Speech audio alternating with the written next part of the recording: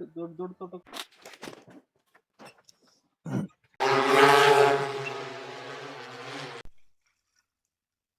ಹೋಗಿ ನೀವು ಬಸಿ ಕಾಲುವೆ ಮಾಡ್ಕೊಂಡ್ರೆ ಈ ತೋಟಕ್ಕೆ ಫಸ್ಟ್ ಮಾಡಿ, ಆಮೇಲೆ ನಿಧಾನಕ್ಕೆ ಈ ತೋಟಕ್ಕೆ ಮಾಡ್ಕೊಳ್ತೀರಂತೆ.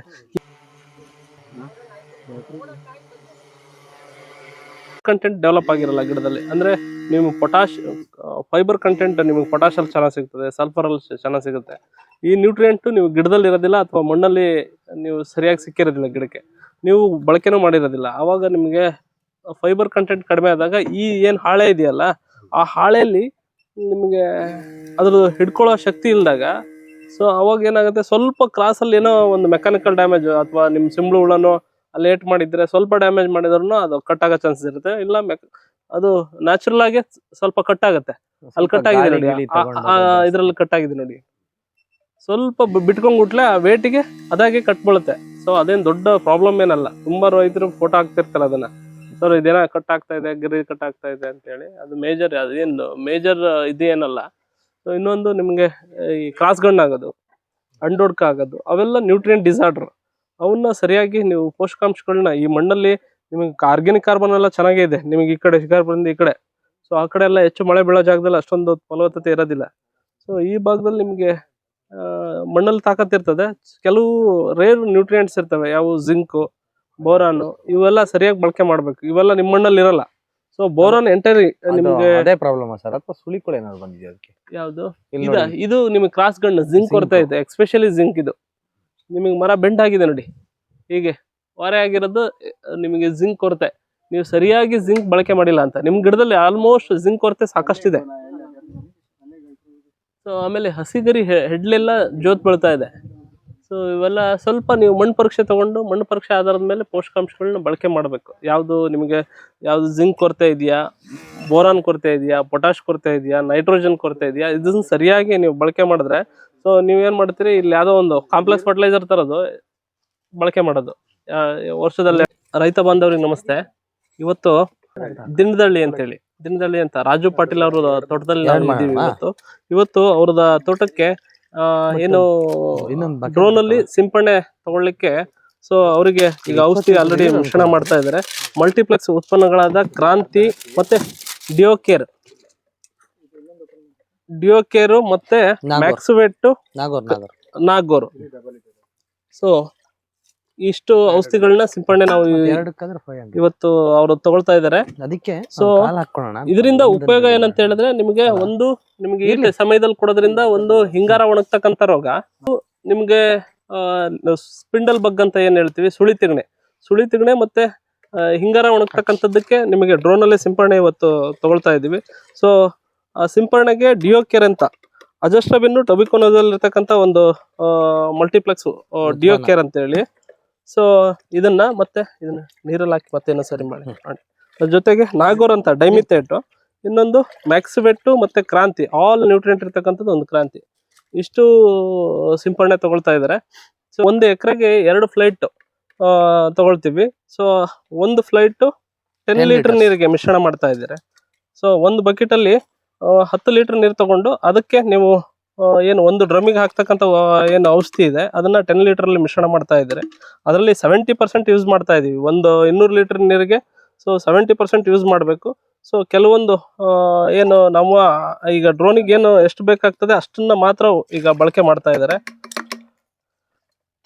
ಇದನ್ನ ನೀವು ಈಗ ಡೈರೆಕ್ಟ್ ಆಗಿ ನೋಡ್ಬೋದು. ಒಂದು 10 ಲೀಟರ್ ಡೈಲ್ಯೂಟ್ ಮಾಡಿರೋ ದ್ರಾವಣನ ಡ್ರೋನಿಗೆ ಮಿಶ್ರಣ ಮಾಡ್ತಕ್ಕಂಥದ್ದು. ಈಗ ಹೆಂಗ್ ಡೈಲ್ಯೂಷನ್ ಮಾಡ್ತೀರಾ? ಹೆಂಗೆ ಇದರಲ್ಲೇ ಮಾಡ್ತೀರಾ?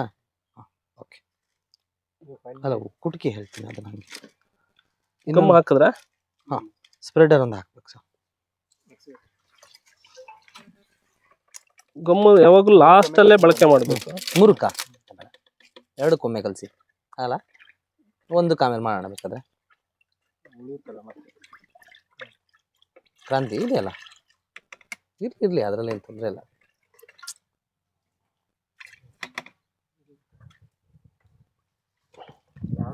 ಶಿವಮೊಗ್ಗ ಭಾಗದಲ್ಲಿ ಈಗ 2 ಟೀಮ್ ಇದಾವೆ. ಹೌದು, ನೀವು ಆಸಕ್ತ ರೈತರು, ನೀವು ಮಲ್ಟಿಪ್ಲೆಕ್ಸ್ ಡ್ರೋನ್ ಅನ್ನ ನೀವು ಎಲೆ ಚುಕ್ಕೆ ರೋಗಕ್ಕೆ ಮತ್ತೆ ಹಿಂಗಾರ ಒಣಗ್ತಕ್ಕಂಥದ್ದಕ್ಕೆ ಸಿಂಪಡಣೆ ತಗೊಳ್ಬಹುದು. ಅಷ್ಟೇ ಹೊಡ್ಕೊಳ್ಳಿ. ಇದಕ್ಕೆ ಇನ್ನೊಂದ್ಸರಿ ಈ ಕಡೆ ಹೊಡಿಬೇಕು. ಅಲ್ಲ ನೀವು ಒಂದೆರಡು ಸತಿ ಅದನ್ನ ಎರಡು ಮಿಶ್ರಣ ಮಾಡಿ ಡಬಲ್ ಆಗುತ್ತೆ. ಹೌದು, ಯಾಕೆಂದ್ರೆ ಇದ್ರಲ್ಲಿ ರಾ ಬರುತ್ತೆ, ತುಂಬಾ ರಾ ಬರುತ್ತೆ ಇದ್ರಲ್ಲಿ. ಮತ್ತೆ ಅದನ್ನ ಹಾಕಿ ಮತ್ತೆ ಅದನ್ನ ಹಾಕಿ ಅದಕ್ಕೆ ಮಿಕ್ಸಿಂಗ್ ಆಗುತ್ತೆ ಅಂತ. ಎಲೆ ಚುಕ್ಕೆ ಬಾಧೆ ಮಲೆನಾಡು ಭಾಗದಲ್ಲಿ ತೀರ್ಥಹಳ್ಳಿ, ಹೊಸನಗರ ಮತ್ತೆ ಇಂಥ ತಾಲೂಕುಗಳಲ್ಲಿ ಜಾಸ್ತಿ ಇತ್ತು. ಅಲ್ಲಿ ಡ್ರೋನ್ ಬಳಕೆ ಮಾಡಿ ತುಂಬಾ ಚೆನ್ನಾಗಿರೋಂಥ ರಿಸಲ್ಟ್ ಬಂದಿದೆ. ಈಗ ಒಬ್ಬೊಬ್ರು ರೈತರು 2 ಸಲ 3 ಸಲ, ಆಮೇಲೆ ಹಿಂಗಾರಕ್ಕೂ ಕೂಡ ಈ ಸಿಸ್ಟಮಿಕ್ ಫಂಗಿಸೈಡ್ ಮತ್ತೆ ಸಿಸ್ಟಮಿಕ್ ಪೆಸ್ಟಿಸೈಡ್ ಬಳಸೋದ್ರಿಂದ ನೇರವಾದ ಸಿಂಪಡಣೆ ಏನ್ ಬೇಕು ಅಂತಿಲ್ಲ. ಎಲೆ ಮೇಲೆ ಬಿದ್ದರೂ ಕೂಡ ಹಿಂಗಾರಕ್ಕೆ ಮತ್ತೆ ಇದಕ್ಕೆ ತುಂಬಾ ಚೆನ್ನಾಗಿ ಕೆಲಸ ಮಾಡ್ತಾ ಇದೆ. ಉದುರೋಂಥದ್ದು, ನಿಲ್ಲೋಂಥದ್ದು, ಹಿಂಗಾರ ಸಾಯೋವಂಥದ್ದು ಅದೆಲ್ಲ ಕೂಡ ಇವಾಗ ಆಲ್ಮೋಸ್ಟ್ ಚೆನ್ನಾಗಿ ಕಂಟ್ರೋಲ್ ಆಗ್ತಾ ಇದೆ. ಸ್ಪಿಂಡಲ್ ಬಗ್ ಹುಳದ್ದು ಪ್ರಾಬ್ಲಮ್ ಇರೋದ್ರಿಂದ ಈ ಫ್ಲಾಟ್ ಅಲ್ಲಿ ರಾಜಣ್ಣ ಅವರು ನನ್ಗೆ ತುಂಬಾ ಒಂದು 15ರಿಂದ 20 ದಿವಸದಿಂದ ಮೇಲಾಯ್ತು ಅವರು ನನ್ನ ಫಾಲೋ ಅಪ್ ಮಾಡ್ತಾ ಒಂದಷ್ಟು ಫೋಟೋಗಳನ್ನ ಕಳ್ಸಿದ್ರು. ಅದನ್ನ ನೋಡಿ ನಂತರ ನೋಡೋಣ ಅಲ್ಲೊಂದು ಚಾನ್ಸ್ ತಗೊಳ್ಳಿ, ಡ್ರೋನ್ ಅಲ್ಲಿ ಸ್ಪ್ರೇ ಮಾಡಿಸಿ ನೋಡಿ. ಅವ್ರು ನಾರ್ಮಲಿ ಮ್ಯಾನುವಲ್ ಮಾಡ್ತಾರೆ. ಈಗ ಅವರೆಲ್ಲ ಈ ಭಾಗದಲ್ಲಿ ಜಾಸ್ತಿ ಟ್ರ್ಯಾಕ್ಟರ್ ನಲ್ಲೇ ಮಾಡೋದು, ಇಲ್ಲಿ ಡ್ರೋನ್ದೆಲ್ಲ ಅಷ್ಟೊಂದು ಬಳಕೆ ಇಲ್ಲ. ಅದೊಂದು ನೋಡ್ಲಿ ಅಂತ ಹೇಳ್ಬಿಟ್ಟು ಟ್ರಯಲ್ಗೋಸ್ಕರ ತಗೊಂಬಂದಿದೀವಿ. ಈಗ ನೋಡೋಣ ಹೆಂಗಾಗತ್ತೆ. ಇನ್ನೊಂದು 15-20 ದಿವಸದಲ್ಲಿ ಮತ್ತೆ ಫೋನ್ ಮಾಡ್ತಾರೆ ಅವ್ರು ಹೆಂಗಿದೆ ಏನು ಅಂತ. ಡ್ರೋನ್ 10 ಲೀಟರ್ ಕೆಪಾಸಿಟಿ ಇರತಕ್ಕಂಥ ಟ್ಯಾಂಕರು. ಸೊ ಇದನ್ನ ನಾವು ಅರ್ಧ ಎಕರೆಗೆ ಸಿಂಪಡಣೆ ಕೊಡಿಸ್ತೀವಿ. ಸೊ ಇದಕ್ಕೆ ಈಗ ಇಲ್ಲಿ ನಿಮಗೆ ನೋಡಿದ್ರಿ ಈಗ ನೀವು. ಸೊ ಸಿಂಪಡಣೆ ಈ ಜಾಗದಲ್ಲಿ ಟ್ಯಾಂಕಿಗೆ ನಾವು ಫಿಲ್ ಮಾಡ್ತೀವಿ. ಫಸ್ಟ್ ಔಷಧಿನ 10 ಲೀಟರ್ ಬಕೆಟ್ ಅಲ್ಲಿ ಫಸ್ಟ್ ಔಷಧಿ ಮಿಶ್ರಣ ಮಾಡ್ಕೊಂಡು ಇದನ್ನ ಫಿಲ್ ಮಾಡ್ಕೊಳ್ಳೋದು. ಸೊ ಫಿಲ್ ಮಾಡ್ಕೊಂಡು ಸಿಂಪಡಣೆ ಕೊಡ್ತಾರೆ. ಮಲ್ಟಿಪ್ಲೆಕ್ಸ್ ಅಲ್ಲಿ ತುಂಬಾ ನುರಿತಂತ ಇದನ್ನ ಚೆನ್ನಾಗಿ ಡ್ರೋನ್ ಪೈಲಟ್ಸ್ ಇದ್ದಾರೆ. ಸೊ ಇವರಿಗೆ ಆಲ್ರೆಡಿ ಈಗ ಎಷ್ಟು ವರ್ಷ ಸರ್ ನಿಮ್ಗೆ ಸರ್ವಿಸ್? 3 ವರ್ಷದಿಂದ ರೆಗ್ಯುಲರ್ ಆಗಿ ಅಡಿಕೆ ತೋಟಗಳಲ್ಲಿ ಸಿಂಪಡಣೆ ಕೊಡ್ತಾನೆ ಬಂದಿದ್ದಾರೆ. ಸೊ ಈಗ ಕಳೆದ ಎಷ್ಟು ಎಕರೆ ನೀವು ಹೊಡೆದಿರ್ಬೋದು ನೀವು ಈ ಭಾಗದಲ್ಲಿ? ಈ ಭಾಗದಲ್ಲಿ 1300 ಚಿಲ್ಲರೆ ಹೊಡೆದಿದ್ದೀವಿ. ಇವಾಗ ಈಗ ಮತ್ತೆ 1 ಮಂತ್ ಆಯ್ತಲ್ಲ, ಈಗ ಒಂದು 300 ಎಕರೆ ಮೇಲೆ ಹೊಡೆದಿದ್ದೀವಿ. ನೋಡಿ, ಈಗ ಒಂದು ಮಂತ್ ಅಲ್ಲೇ ನೀವು 300 ಎಕರೆ ಸಿಂಪಡಣೆ ಆಲ್ರೆಡಿ ರೈತರ ಭಾಗದಲ್ಲಿ ತಗೊಂಡಿದ್ದಾರೆ. ಸೊ 1 ಎಕರೆಗೆ ನಾವು 1,500 ಫ್ಲೈಟ್ ಚಾರ್ಜಸ್ ಮಾಡ್ತಾ ಇದೀವಿ. 1 ಎಕರೆಗೆ 1,500. ಸೊ ರೈತ ಬಂದವರಿಗೆ ಇದು ಬಹಳ ಚೀಪ್ ಆಗಿ ಆಗ್ತದೆ. ಬರೀ ಇದು ಡ್ರೋನ್ ಚಾರ್ಜಸ್. ಬಟ್ ಅದ್ರ ಔಷಧಿ ರೈತರೇ ಕೊಟ್ರೆ ನಿಮ್ಗೆ ಔಷಧಿದ ಏನ್ ಕಾಸ್ಟ್ ಇರುತ್ತೆ ಅಷ್ಟಾಗತ್ತೆ. ಸೊ ಡ್ರೋನ್ ಚಾರ್ಜಸ್ ಬಂದು 1 ಎಕರೆಗೆ 1,500.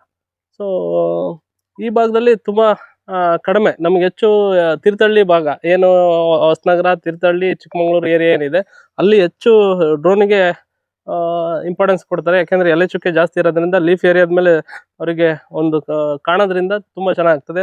ಈ ಭಾಗದಲ್ಲೂ ಹಿಂಗಾರ ಒಣಗ್ತಕ್ಕಂಥದ್ದು ಮತ್ತೆ ಸುಳಿ ತೆಗ್ನೆಗೆ ಬಹಳ ಎಫೆಕ್ಟಿವ್ ಆಗ್ಲಿ ಅನ್ನೋ ದೃಷ್ಟಿಯಿಂದ ಇವತ್ತು ಈ ಭಾಗದಲ್ಲಿ ನಿಮ್ಗೆ ಶಿಕಾರ್ಪುರದಿಂದ ಒಂದು ಎಷ್ಟು 15 ಕಿಲೋಮೀಟರ್ ಇದೆಯಾ ಸರ್ ನಿಮ್ದೂರು? 12 ಕಿಲೋಮೀಟರ್ ಇರ್ತಕ್ಕಂಥ ದಿಣದಳ್ಳಿ ಅಂತ ಊರಲ್ಲಿ ಈಗ ಸಿಂಪಡಣೆ ತಗೊಳ್ತಾ ಇದ್ದಾರೆ. ಇದೊಂದು ಅಲ್ಲಾಡ್ತಿದ್ಯಾ? ಅಲ್ಲ ಗಿಡ ಏನಂತೆ ತೊಂದರೆ ಇಲ್ವಾ ನಿಮ್ಗೆ?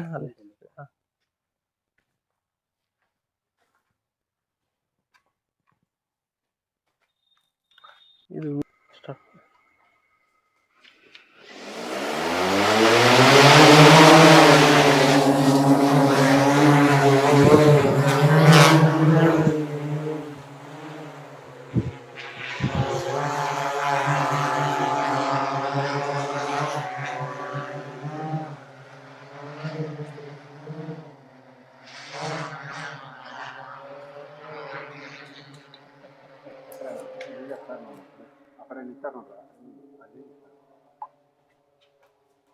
ಸೊ ಔಷಧಿ ಬೀಳತಕ್ಕಂಥದ್ದು ಎಷ್ಟು ನೀಟಾಗಿ ನಿಮಗೆ ಮೇಲಿಂದನೇ ಔಷಧಿ ಬೀಳೋದನ್ನ ನೋಡ್ಬೋದು.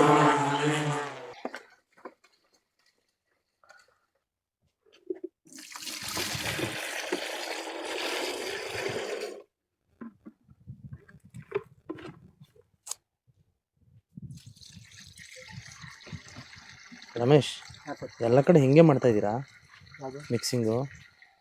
ಇಲ್ಲ ಬಕೆಟ್ ಅವ್ರು ರಾಜಣ್ಣ ಯಾಕೆ ಬಕೆಟ್ ತಂದಿಲ್ಲ? ಹಾಕಿ. ಓಕೆ ಸಾಕ್ಬಿಡಿ.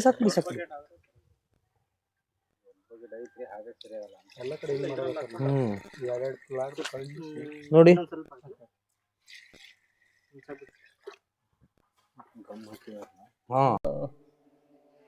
ಯಾವಾಗೂ ಯಾರನ್ನೂ ಆರ್ಗಾನಿಕ್ ಮಾಡಿದ್ರು ಸರ್. ನೀವು ಅದರಲ್ಲೂ ಒಂದ್ಸರಿನೂ ಸಿಂಪಡಣೆ ತಗೊಂಡಿಲ್ಲ, ಈ ಸರಿ ಆಧುನಿಕ ವಿಜ್ಞಾನ ಬಳಸ್ಕೊಂಡು ಆಧುನಿಕ ತಂತ್ರಜ್ಞಾನ ಬಳಸ್ಕೊಂಡು ಡ್ರೋನ್ ಅಲ್ಲಿ ಸಿಂಪಡಣೆ ಕೊಡಿಸ್ತಾ ಇದ್ದೀರಿ. ಮೊದಲನೇ ಸಲಿ ನೋಡೋಣ. ಏನು ಸ್ಪ್ರೇನೇ ಮಾಡಿಲ್ಲ. ಇಲ್ಲ, ಬೇಕಾಗತ್ತೆ. ಈಗ ನಮಗೆ ಹುಷಾರಿಲ್ಲ ಅಂದ್ರೆ ಹಾಸ್ಪಿಟ್ಲಿಗೆ ಹೆಂಗ್ ಹೋಗ್ತೀವಿ, ಹಾಗೆ ದೊಡ್ಡ ಗಿಡ ಆದ್ರೂ ಸರ ಒಂದು ಸ್ಪ್ರೇನು ತಗೊಂಡಿಲ್ಲ. ನೋಡಿ ಔಷಧಿ ಬೆಳಕ್ ಕಾಣ್ತಾ ಇದೆ ನೋಡಿ ಅಲ್ಲಿ ಎಷ್ಟು ಚೆನ್ನಾಗಿ. ಏನೇ ಕೊಡಿದ್ರು ನಾವು ಏನು ಸ್ಪ್ರೇನು ಮಾಡಿಲ್ಲ ಸರ್. ಈಗ ನೀವು ಎರಡು ಅನುಕೂಲ ಏನಕ್ಕೆ ಈ ಡ್ರೋನ್ ಅಲ್ಲಿ ಸಿಂಪಡಣೆ ಕೊಡೋದು ಚೆನ್ನಾಗಾಗ್ತದೆ ಅಂದ್ರೆ, ಒಂದು ನೋಡಿ ಅಲ್ಲಿ ಸ್ಪಿಂಡಲ್ ಬಗ್, ಸೊ ಸುಳಿ ತಿಗ್ನೆ ಡ್ಯಾಮೇಜ್ ಮಾಡಿರ್ತಕ್ಕಂಥದ್ದು ಎಲೆನ, ಸೊ ಅದಕ್ಕೆ ನಿಮಗೆ ಈ ಏನು ಸಿಂಪಡಣೆ ಅನುಕೂಲ ಆಗ್ತದೆ. ಜೊತೆಗೆ ಹಿಂಗಾರ ಒಣಗ್ತಕ್ಕಂಥ ಏನು ರೋಗ, ಈಗ ಸುಳಿ ಭಾಗದಲ್ಲಿ ಈ ಎಲೆಗಳು ಹಿಂಗೆ ಹರಡ್ಕೊಂಡಾಗ ಸೊ ರೋಗಗಳು ಬಂದು ಎಲೆ ಮೇಲೆ ಕೂತಿದ್ದು ಮತ್ತೆ ಸುಳಿಗೆ ಬಂದು ಕೂರುತ್ತೆ. ಅದನ್ನ ಮೇಲಿಂದ ನೀವು ಡ್ರೋನಲ್ಲಿ ಸಿಂಪಡಣೆ ತಗೊಂಡಾಗ ಸುಳಿಲಿರ್ತಕ್ಕಂಥ ಇನ್ಫೆಕ್ಷನ್ ಎಲ್ಲ ಕಡಿಮೆ ಆಗುತ್ತೆ. ಸರ್ ಇದರಲ್ಲಿ ಎಲೆ ಚುಕ್ಕಿ ಇಲ್ಲ ಅಂತಿಲ್ಲ ಅಲ್ಲ, ಲೀವ್ ಸ್ಪಾಟ್ ಇದೆ, ಅಲ್ಲಿದೆಯಲ್ಲ ಸಸಿ ಗಿಡದಲ್ಲೆಲ್ಲ ಕಾಣಿಸ್ತಾ ಅದು ಕಳೆನಾಶಕ ಅಂತಂದ್ರೆ ಅವರು, ಆದ್ರೆ ಲೀವ್ ಸ್ಪಾಟ್ ಇದೆ, ಅದು ಮೈನರ್ ಇದ್ದೇ ಇರುತ್ತೆ ಲೈಟ್ ಆಗಿ. ಅವು ಅಡಿಕೆ ಅಲ್ಲಿ ನೋಡಿ, ತೋಟದಲ್ಲಿ ಇಲ್ಲಿ ನೋಡಿ ರಾಜಣ್ಣ, ಇಲ್ಲಿ ಕಾಣಿಸ್ತಾ ಇದೆಯಲ್ಲ, ಇದು ಸುಳಿ ತೆಗಣೆ ಅಲ್ವಾ ಸರ್? ಇದು ಎಷ್ಟು ಚೆನ್ನಾಗಿ ತಿಂದಿದೆ ನೋಡಿ, ಕಾಣಿಸ್ತಾ ಇದೆ. ಸುಳಿ ತಿಗಣೆ ಇದೆ. ಹೌದು, So, ಅದಕ್ಕೆ ಅಲ್ವಾ ಇದು ಸಿಂಪಡಣೆ ಇನ್ನೂ ತುಂಬಾ ಅನುಕೂಲ ಆಗೋದು. ಒಂದು ಸುಳಿ ತಿಗಣೆಗೆ ಅನುಕೂಲ ಆಗುತ್ತೆ, ಇನ್ನೊಂದು ಎಲೆ ನೀವು ಇದಕ್ಕೆ ಅಟ್ಲೀಸ್ಟ್ ಡ್ರೋನ್ ಅಲ್ಲಿ ಮಾಡಿಸ್ತಾ ಇದ್ರು ಕೈಲಾದ್ರೂ ಸ್ಪ್ರೇ ಮಾಡಿಸಿ ಇದಕ್ಕೆ. ಏನ್ ಅನ್ಕೊಂಡಿದ್ದೀರಾ ಈ ಗರಿಗಳೆಲ್ಲ ಸಣ್ಣ ಆಗೋದು? ನಿಮಗೆ ಗೊತ್ತಿರೋದು ಹೇಳಿ ನನಗೆ, ನಿಮ್ಮ ಅನುಭವನೂ ಬಹಳ ಇಂಪಾರ್ಟೆಂಟ್ ನಮಗೆ. ಆಡ್ತಾರೆ ನಿಮ್ಮ ಈ ಭಾಗದಲ್ಲಿ ಏನಂತಾರೆ, ಅದು ಗರಿಗಳೆಲ್ಲ ಸಣ್ಣ ಆಗ್ತಾರೆ, ಅದಕ್ಕೆ ಇದನ್ನ ರೋಗ ಅಂತ ಹೇಳ್ತಾ ಇದಾರ ಅಥವಾ ಇದು ಏನಂತ ಹೇಳ್ತಾರೆ ನಿಮ್ಗೆ? ಹಾ ಹಾ. ಈಗ ನಾನು ಕಳೆದ 10 ವರ್ಷದಿಂದನೂ ಅಡಿಕೆ ಏರಿಯಾನೇ ನೋಡ್ತಾ ಬಂದಿದ್ದೀನಿ. ಸೊ ಇಷ್ಟು ವರ್ಷ ರಿಸರ್ಚ್ ಏನ್ ಹೇಳುತ್ತೆ, ನಾನು ಹೇಳ್ತಾ ಇರೋದಲ್ಲ ಇದು. ಈ ಅಡಿಕೆ ಏನ್ ರಿಸರ್ಚ್ ಇದೆ, ಈ ರಿಸರ್ಚ್ ಅಲ್ಲಿ ಈ ಹಿಡುಮುಂಡಿಗೆ ಅಂತಕ್ಕದ್ದು ಇದು ರೋಗನೇ ಅಲ್ಲ, ಇದು ಫಿಸಿಯಲಾಜಿಕಲ್ ಡಿಸಾರ್ಡರ್ ಅಂತೀವಿ. It is not a disease, ರೋಗನೇ ಅಲ್ಲ ಇದು. ಸೊ ನಾವು ಆಡೋ ಭಾಷೆಯಲ್ಲಿ ಏನಂತ ಹೇಳ್ತೀವಿ, ಇದನ್ನ ರೋಗ ಅಂತ ಹೇಳ್ತೀವಿ. ಸೊ ಅದಕ್ಕೊಂದು ಹೆಸರು ಕೊಡ್ಬೇಕಲ್ಲ. ಸೊ ನಿಮಗೆ ರೈತರಿಗೆ ಅರ್ಥ ಆಗ್ಬೇಕಲ್ಲ, ಒಬ್ಬರಿಂದ ಒಬ್ರಿಗೆ ಅರ್ಥ ಆಗ್ಬೇಕು ಅನ್ನೋದಕ್ಕೋಸ್ಕರ ಇದನ್ನ ಹಿಡುಮುಂಡಿಗೆ ರೋಗ, ಬಂದು ಡಿಸೀಸ್ ರೋಗ ಅಂತ ಹೇಳ್ತೀವಿ. ಬಟ್ ಇದನ್ನ ಎಲ್ಲೂ ಸಹಿತ ಯಾವ ರಿಸರ್ಚ್ ಪೇಪರ್ಲ್ಲೂ ಸಹಿತ ಹಿಡುಮುಂಡಿಗೆ ರೋಗ ಅಂತೇಳಿ ಎಲ್ಲೂ ಕನ್ಸಿಡರ್ ಆಗಿಲ್ಲ. ಸೊ ಇದು ಫಿಸಿಯಲಾಜಿಕಲ್ ಡಿಸಾರ್ಡರ್ ಅಂದ್ರೆ ಕನ್ನಡದಲ್ಲಿ ಶಾರೀರಿಕವಾಗಿ ಗಿಡ ಕುಂದುತ್ತಾ ಇದೆ ಅಂತ ಅರ್ಥ. ಸೊ ಕುಂದ್ಲಿಕ್ಕೆ ಏನ್ ಕಾರಣ? ಒಂದು, ನಿಮಗೆ ಗರಿಗಳ ಸಂಖ್ಯೆ ಕಮ್ಮಿ ಆಗ್ತಕ್ಕಂಥದ್ದು, ಸೆಲ್ವಾಲ್ ಬೆಳವಣಿಗೆ ಅಂತ ಹೇಳ್ತೀವಿ, ಕಾಂಡದ ಬೆಳವಣಿಗೆ. ಇಲ್ಲಿ ನಿಮ್ಗಿದ್ದು ನೋಡ್ಬೋದು ನೀವು, ಇದ್ರದ್ದು ಕಾಂಡದ ಬೆಳವಣಿಗೆ ಹೇಗಿದೆ ಅದ ಗಣ್ಣಿನ ಅಂತರ. ಸೊ ಇದ್ರ ಇಂಟರ್ಲೋಡ್ ಅಲ್ಲಿ ಕಡಿಮೆ ಆಗ್ತಾ ಬರ್ತದೆ. ಸೊ ಹಿಡುಮುಂಡಿಗೆ ಆದ್ರೆ ನಿಮಗೆ ಇದ್ರ ಸಣ್ಣದಾಗ್ತಾ ಬರ್ತದೆ, ಗರಿಗಳು ಸಣ್ಣದಾಗ್ತಾ ಬರ್ತದೆ. ಸೊ ಮತ್ತೆ ಬೇರುಗಳೆಲ್ಲ ಬೆಳವಣಿಗೆ ಎಲ್ಲ ಕಡಿಮೆ ಆಗ್ತಾ ಬರ್ತಕ್ಕಂಥದ್ದು, ಇದನ್ನ ನಾವು ಹಿಡುಮುಂಡಿಗೆ ಅಂತ ಹೇಳ್ತೀವಿ. ಸೊ ಇದು ಆಗ್ಲಿಕ್ಕೆ ಪರ್ಯಾಯವಾಗಿ ಕಾರಣಗಳು ಏನಪ್ಪಾ ಅಂತ ಹೇಳಿದ್ರೆ, ಒಂದು ಸಮಗ್ರ ಕೃಷಿ ಪದ್ಧತಿನ ಅಳವಡಿಸ್ಕೊಳ್ಳದೆ ಇರೋದು. ಒಂದು, ನೀವು ಬೀಜ ಆಯ್ಕೆಯಲ್ಲಿ ಮೊದಲನೇದಾಗಿ ತಪ್ಪೋಗಿದ್ರಿ. ನೀವು ಮುಂಚೆ ಹೇಳ್ದಂಗೆ ನಾವು ಸರ್ ತೀರ್ಥಹಳ್ಳಿಯಿಂದ ಗೋಟ್ನ ನಾವು ಇಲ್ಲಿಗೆ ತಂದು ಹಾಕಿದ್ವಿ ಅಂತ ಮೊದಲನೇದು, ಅಲ್ಲೇ ಫಸ್ಟ್ ಮೈನಸ್ ಆಗಿರ್ತೀರ ನೀವು. ಸೊ ಯಾವಾಗ ಅಡಿಕೆ ಬೆಳೆ ಹೇಗೆ ಅಂತ ಹೇಳಿದ್ರೆ, ಇಲ್ಲಿ ನಿಮ್ಮ ರೀಸನ್ ಭಾಗ ಏನಿದೆ ಆ ತಳಿಗಳನ್ನ ತಂದು ಬಳಕೆ ಮಾಡ್ತಕ್ಕಂಥದ್ದು ಮೊದಲನೇದು. ಎರಡನೇದು, ಮಣ್ಣಿನ ಸುಸ್ಥಿರತೆ ಕಾಪಾಡ್ತಕ್ಕಂಥದ್ದು. ಒಂದು, ಮಣ್ಣಿನ ಗುಣಧರ್ಮ ಏನಂತ ಹೇಳಿದ್ರೆ 6.5ರಿಂದ 7 ಇರಬೇಕು ಮಣ್ಣಿನ ರಸಸಾರ. ಆಕ್ಚುಲಿ ಅಷ್ಟು ರಸಸಾರ ಸರಿ ಇತ್ತು ಅಂತ ಹೇಳಿದ್ರೆ ನಿಮಗೆ ಬೇರೆ ಪೋಷಕಾಂಶಗಳು, ಮಣ್ಣಲ್ಲಿರ್ತಕ್ಕಂಥ ಪೋಷಕಾಂಶಗಳು, ನೀವು ಕೊಟ್ಟಿರ್ತಕ್ಕಂಥ ಪೋಷಕಾಂಶಗಳು ಗಿಡಕ್ಕೆ ಸರಾಗವಾಗಿ ಸಿಗ್ತದೆ. ಸೊ ಮಣ್ಣಿನ ಹುಳಿ ಇದೆಯಾ, ಕ್ಷಾರ ಇದೆಯಾ, ಅದನ್ನ ಒಂದು ನೀವು ಮಧ್ಯದಲ್ಲಿ ಯಾವಾಗಾದ್ರೂ ನೀವು ಇಷ್ಟೆಲ್ಲ ತೋಟ 8-10 ಎಕರೆ ಇದೆ ಅಂತ ಹೇಳಿದ್ರೆ ನೀವು ಮಣ್ಣಿನ ಪರೀಕ್ಷೆ ಬಹಳ ಅವಶ್ಯಕತೆ ಇದೆ. ಮಣ್ಣಿನ ಪರೀಕ್ಷೆ ಮಾಡಿಸ್ಕೊಂಡು ಮಣ್ಣು ಸರಿ ಇದ್ರೆ ಓಕೆ, ನೀವೇನು ಮಾಡಬೇಕಾಗಿಲ್ಲ. ಮಣ್ಣು ಅಥವಾ ಹುಳಿ ಇತ್ತು ಅಥವಾ ಕ್ಷಾರ ಇತ್ತು, ಹೆಚ್ಚಿನ ಭಾಗ ಇಲ್ಲಿ ಕ್ಷಾರ ಭೂಮಿಗಳು ಇರ್ಬೋದು. ಸೊ ಅಂದ್ರೆ ಆಲ್ಕಲೈನ್ ಸಾಯಿಲ್ ಅಂತ ಹೇಳ್ತೀವಿ, ಆ ಮಣ್ಣಿನ ಗುಣಧರ್ಮ ಚೆಕ್ ಮಾಡ್ತಕ್ಕಂಥ. ಎರಡನೇದು, ಹಿಡುಮುಂಡಿಗೆ ಆಗ್ಲಿಕ್ಕೆ ಏನ್ ಕಾರಣಗಳು ಅಂತ ಹೇಳ್ತಾ ಇದ್ದೀನಿ ನೀವು. ಒಂದು, ನಿಮ್ಗೆ ಗಿಡದ ಆಯ್ಕೆ. ಇನ್ನೊಂದು, ಮಣ್ಣಿನ pH ಅಂತ ಹೇಳ್ತೀವಿ, ಮಣ್ಣಿನ ರಸಸಾರ ಅಂತ ಕನ್ನಡದಲ್ಲಿ ಹೇಳ್ತೀವಿ. ಸೊ ಮೂರನೇದು, ಬಸಿ ಕಾಲುವೆಗಳ ಮಹತ್ವ. ಸೊ ನಿಮಗೆ ಏರಿಯೇಷನ್, ಉಸಿರಾಟ ಕ್ರಿಯೆ ಬೇರುಗಳಿಗೆ ಸರಾಗ ಆಗ್ಬೇಕು ಅಡಿಕೆಗೆ. ಸೊ ನೀವು ಸರಾಗವಾಗಿ ಉಸಿರಾಟ ಆಗ್ಲಿಲ್ಲ ಅಂತ ಹೇಳಿದ್ರು ಈ ಹಿಡುಮುಂಡಿಗೆ ಆಗ್ತದೆ. ಸೊ ನಿಮಗೆ ಬಸಿ ಕಾಲುವೆ, ಈಗ ನೋಡಿ ಎಲ್ಲೂ ಸಹಿತ ನಿಮಗೆ ಬಸಿ ಕಾಲುವೆಗಳಿಲ್ಲ, ನೀವು ಯಾವ ತೋಟಕ್ಕೂ ಬಸಿ ಕಾಲುವೆ ಮಾಡಲಿಲ್ಲ. ಸೊ ನೀವು ಅಡಿಕೆ ಮಾತ್ರ ತೀರ್ಥಹಳ್ಳಿಯಿಂದ ತಂದ್ರಿ, ಸೊ ಅಲ್ಲಿಂದ ಮಾಹಿತಿನೇ ಏನು ತರಲಿಲ್ಲ. ಸೊ ಇದು ಬಹಳ ಅವಶ್ಯಕತೆ ಇರ್ತಕ್ಕಂಥದ್ದು. ಇನ್ನು ನೀವು ಬಸಿ ಕಾಲುವೆ 2 ಸಾಲಿಗೊಂದು, ನಿಮ್ಮೆಲ್ಲ ಏನು ಬಹಳ ಹೆಚ್ಚು ಮಳೆ ಬೀಳಲ್ಲ, ಸೊ ಏನ್ ಮಾಡ್ಬೇಕು, ನೀವು ಉಸಿರಾಟಕ್ಕೋಸ್ಕರ ಬಸಿ ಕಾಲುವೆಗಳನ್ನ ಹೊಡಿಬೇಕು. ಪ್ರತಿ 2 ಸಾಲಿಗೆ ಒಂದು. ನೀವು ನಡಿಗೆ ಕೊಡ್ತಾ ಇದ್ದೀರಿ, ಗಿಡ ಹೋಗ್ತಾ ಇದೆ ಅಂತ ನಡಿಗೆ ಕೊಡ್ತಾ ಇದ್ದೀರಿ, ಬಟ್ ಈ ಗಿಡನೂ ಹೋಗಲ್ಲ ಅಂತ ಯಾವ ಗ್ಯಾರಂಟಿ ಮೇಲೆ ಅಡಿಕೆ ಹಾಸ್ತಾ ಇದ್ದೀರಿ ಅಂತ ಗೊತ್ತಿಲ್ಲ. ಈಗ ಇದಕ್ಕೂ ಇಡಮುಂಡಿಗೆ ಬರಲ್ಲ, 15 ವರ್ಷಕ್ಕೆ ನಿಮಗೆ ಇಡಮುಂಡಿಗೆ ಬರ್ತದೆ ಇದೀಗ. ಯಾಕೆ ಅಂತ ಹೇಳಿದ್ರೆ ನಿಮಗೆ ಫಸ್ಟ್ ಅಲ್ಲಿ ಅಲ್ಲೇ ಇದೆ ಆಲ್ರೆಡಿ. ಅದಕ್ಕೆ ನೀವು ಪರ್ಯಾಯವಾಗಿ ಏನು ಕಾರಣ ಬರ್ತಾ ಇದೆ ಅಂತ ತಿಳ್ಕೊಳಕ್ಕೆ ಯಾರು ಸಹಿತ ನೀವು ಅಷ್ಟೇ ಅಲ್ಲ, ತುಂಬಾ ರೈತರು ಮಾಡ್ತಕ್ಕಂಥ ತಪ್ಪುಗಳನ್ನ ನಾನು ನಿಮ್ಮ ಹತ್ರ ಶೇರ್ ಮಾಡ್ತಾ ಇದ್ದೀನಿ ಅಷ್ಟೇ. ಸೊ 2 ಸಾಲಿಗೊಂದು ಬಸಿ ಕಾಲುವೆ ಹೊಡೆಯೋದ್ರಿಂದ ಸೊ ಉಸಿರಾಟ ಚೆನ್ನಾಗಾಗತ್ತೆ, ಅವಾಗ ಬೇರು ಬೆಳವಣಿಗೆ ಚೆನ್ನಾಗಾಗ್ತದೆ, ಗಿಡಗಳು ಹೆಲ್ತಿ, ಗರಿಗಳ ಸಂಖ್ಯೆ ಜಾಸ್ತಿ ಆಗ್ಲಿಕ್ಕೂ ಅದು ಒಂದು ಕಾರಣ ಆಗುತ್ತೆ. ಇನ್ನೂ ಒಂದು ನಿಮಗೆ ಈಗ ನಾನು 3 ಹೇಳಿದೆ, ಇನ್ನೊಂದು 4ನೇದು ಪೋಷಕಾಂಶಗಳ ನಿರ್ವಹಣೆ.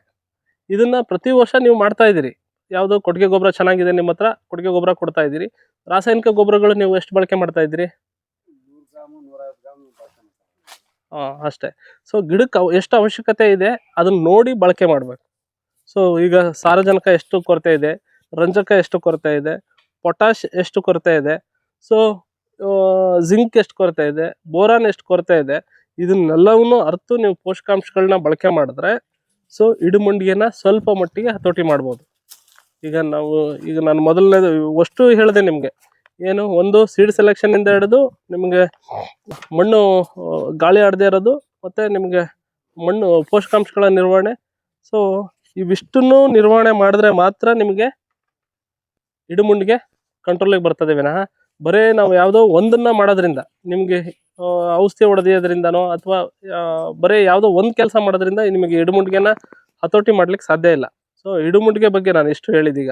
ಸೊ ಡ್ರೋನಲ್ಲಿ ಹೊಡೆಯೋದು ನಿಮ್ಗೆ ಬರೀ ರೋಗಗಳ ಕೀಟಗಳನ್ನ ಹತೋಟಿ ಮಾಡ್ಬೋದು.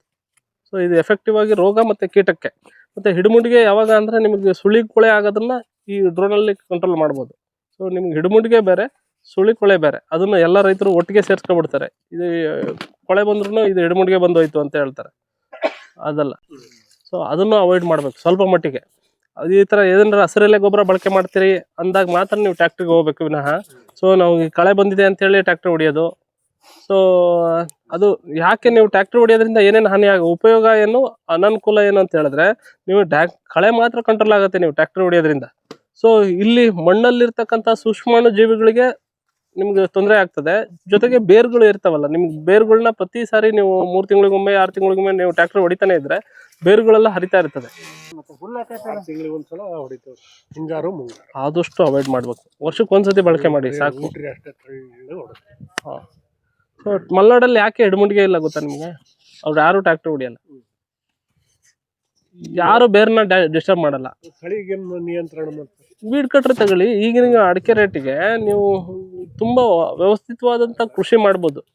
ಸೊ ಹಿಡುಮುಂಡಿಗೆ ಬರದೇ ಇರೋಂಗ್ ನೀವು ನೋಡ್ಕೊಳ್ಬೇಕು ಅಂದ್ರೆ ಇವೆಲ್ಲನೂ ಪಾಲನೆ ಮಾಡ್ಬೇಕು. ಔಷಧಿ ಹೊಡೆಯೋದ್ರಿಂದನೂ ಎಫೆಕ್ಟ್ ಐತೆ. ಯಾವುದು ಮೇಲೆ ಕಳೆನಾಶಕಗಳನ್ನ ಹೆಚ್ಚು ಬಳಕೆ ಮಾಡಬಾರ್ದು. ವರ್ಷದಲ್ಲಿ ಒಂದ್ ಸಮಯ ಬಳಕೆ ಮಾಡಿದ್ರೆ ಎಕ್ಸ್ಟೆಂಡ್, ಅದು ನಮಗೆ ಏನಂದ್ರೆ ಅನಿವಾರ್ಯ ಇದ್ದಾಗ ಮಾತ್ರ ಬಳಕೆ ಮಾಡ್ಬೇಕು. ಸೊ ನಾವು ಈಗ ಕ್ಲೀನ್ ಆಗುತ್ತೆ ಅಂತೇಳಿ ನೀವು ವರ್ಷದಲ್ಲಿ 3 ಸತಿ ನೀವು ರೌಂಡ್ ಅಪ್ ಹೊಡಿತಾ ಹೋದ್ರೆ ಸೊ ಅಲ್ಲಿ ನಿಮ್ಗೆ ಹೆಚ್ಚು ಯಾವುದು ಸೋಡಿಯಂ ಸಾಲ್ಟ್ನ ಜಾಸ್ತಿ ಸಾಯ್ಲಿಗೆ ಕೊಟ್ಟಂಗೆ ಆಗ್ತದೆ. ತಗೊಳ್ಳಿ.